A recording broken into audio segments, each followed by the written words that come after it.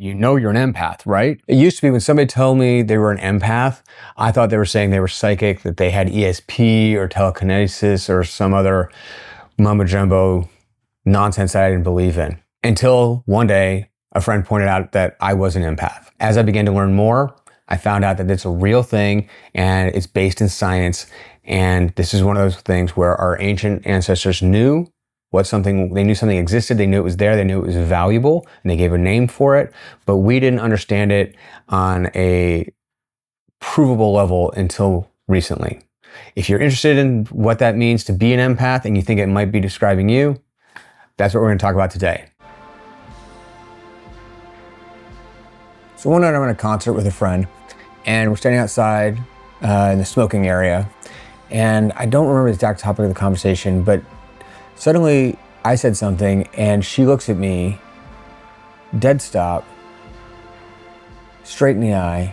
You know you're an empath, right? And this struck me. This is a moment that radically altered my life. Growing up in the 70s and 80s, to me, the word empath was synonymous with psychic, with someone who's a fraud, someone who clairvoyance and telepathy and all those kinds of things.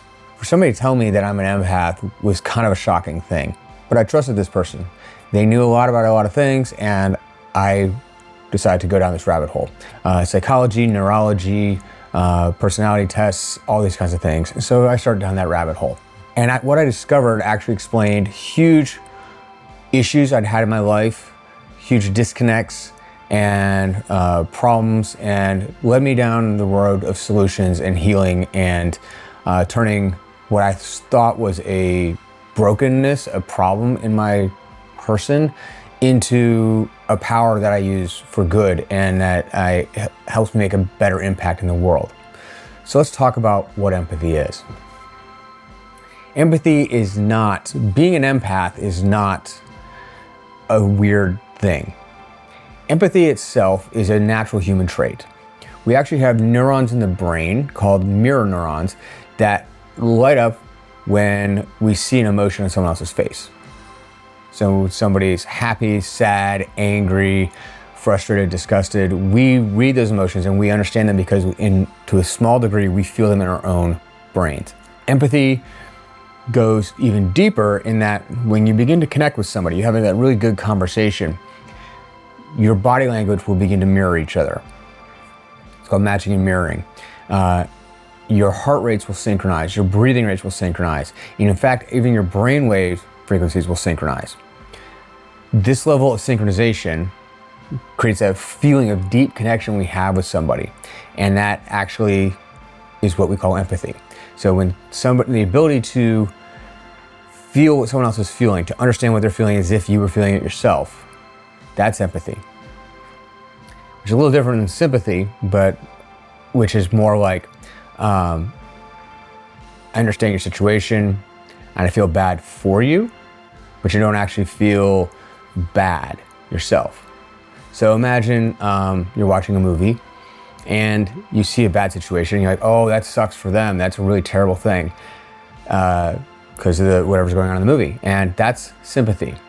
If you're watching that movie and these really bad things are happening and you get emotional, you get teary-eyed, you get, your heart starts to race.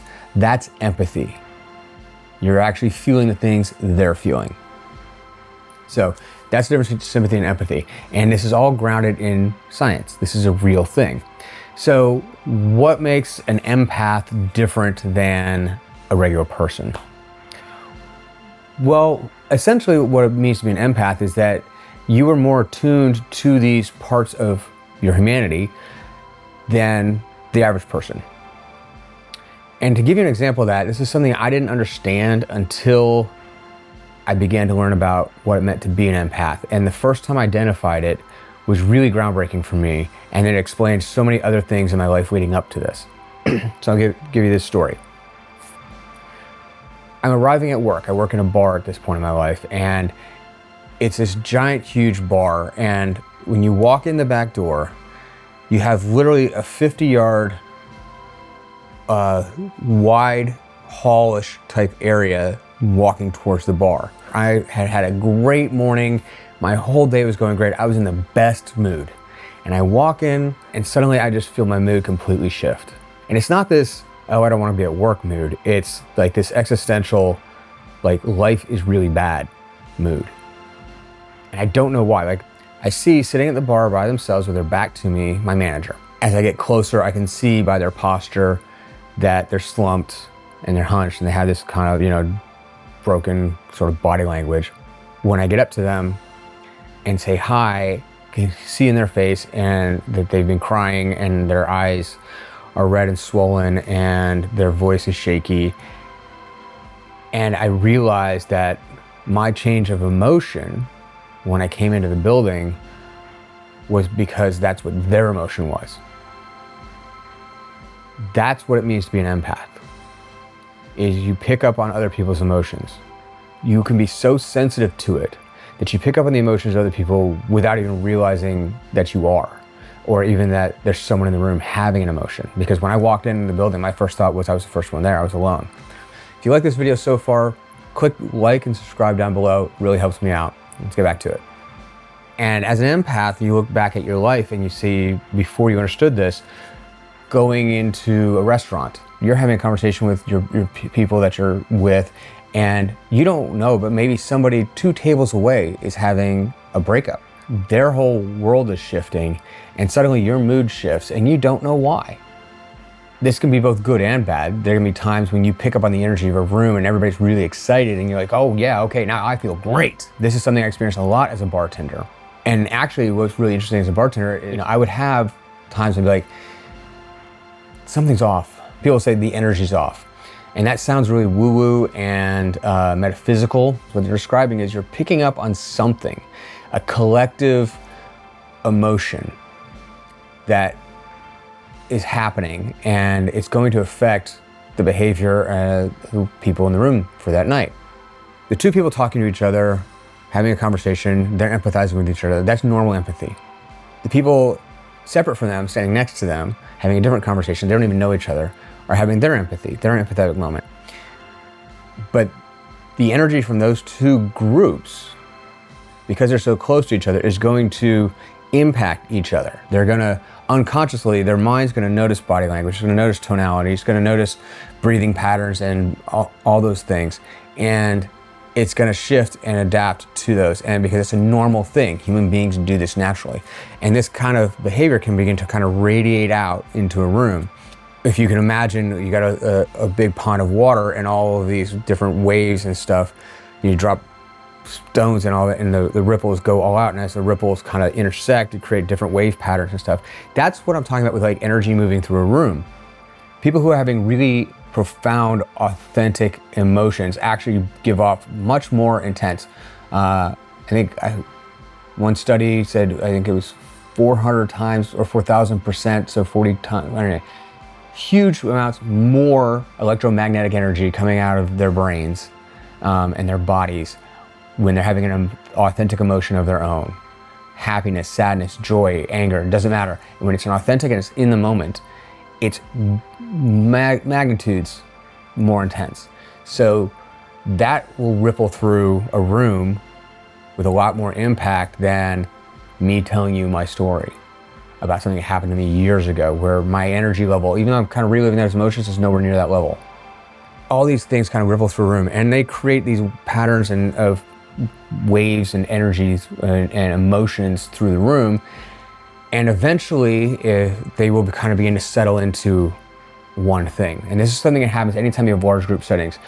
You have this, when you get a bunch of people together, and most of them in the room are set on this having a good time. They're already approaching with this energy of I'm gonna have fun, and they feed off each other, and it raises the energy level of everything in the room. It raises the mood of everybody in the room. And when the performers get on stage, they come out with that they try and come out with this high energy, and they're doing that, and then they feed back and forth. And you see this especially with really good DJs and really good jam bands, is they feed back and forth off of the audience. When they can adjust their energy to meet the audience, and then eventually they can lead the audience.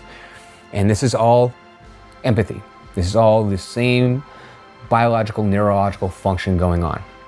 As someone who's an empath, what happens is you begin to tune into that unconsciously from a very young age. And so you feel these things about things, but you can't put it into words and you don't know why. So going back to my experience with my manager, up until this point in my life, I had experienced this empath ability without knowing what it was and without having any comprehension of it. So it was just something that happened to me. My mood would completely shift for no reason that I could understand. I'd be in a great mood and suddenly I'm in a bad mood, or vice versa. Suddenly I feel sad or depressed. Suddenly I feel happy and elated and manic. And I had no control over that. Until this incident with my manager, I began to realize, and I began to pay more attention to the people around me. So when I notice a shift in my mood, then I look around and I say, okay, where's this coming from? And I can begin to identify sources. I can say, okay, yeah, my manager's over here feeling bad, and this group of people over here are about to have a fight, and these people over here are celebrating something and they're having a great time. And I began to kind of key into all these different things. That gives me a baseline, and I can say, okay, which one of these do I want to be a part of, like emotionally, and which ones don't I? And once you understand that, then you first need to learn to separate yourself from the emotions and energy that you're feeling from other people. You can learn to turn it on, and you can learn to be empathetic to people who really need it while keeping yourself safe emotionally. And you can learn to be that band or that DJ up on stage and lead it. And that is something else I learned bartending, is being able to set the mood, set the energy for the place. Because first you key into their energy and meet them where they're at. And then you lead them to where you want them to be. And it's a very powerful thing to be an empath. Not everybody is, but I think everybody has that ability. We all are using the same equipment. It's really a matter of how much you want to tune into it. Unfortunately, men very often are discouraged from feeling or expressing any of their emotions, which then leads to their inability to be empathetic, because they basically, it's like an atrophied limb. It's like they had an arm in a cast their entire life and were never allowed to use it, and it just never developed. They can develop it. Men, I'm telling you, you can develop it. You have emotions. Begin to learn about your own emotions, and that will help you understand other people better and develop empathy.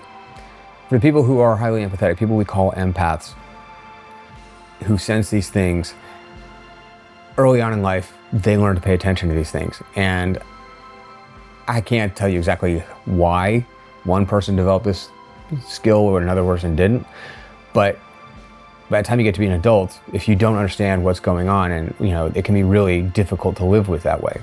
I think a lot of empaths also fall into the category of highly sensitive people, because they feel a lot of things. They pick up on a lot of information. And highly sensitive people tend to be largely, although not exclusively, introverts. So again, you see empaths very often as introverts. And it makes a lot of sense. If you're feeling all these things around you, you might want to take a step back. It might be your natural tendency to not be overwhelmed, and that exhibits itself as introversion. So if any of this sounds like you, then you might be an empath. If you know you're an empath, what are some of your strategies for coping with these different emotions and feelings, and what are the difficulties you've had with it? If you're new to this, if I'm describing this to you and you're saying, that's me, I didn't realize it, like I did that night when my friend said, you're an empath, right? If that's you and you're interested in having some help in coping with this and dealing with this, there's some links down below for one-on-one consultation with me. Also, there's a link for my Wizio, where you can ask me one question and I'll give you a personalized video answer. Those are two ways that you can begin to go down this path.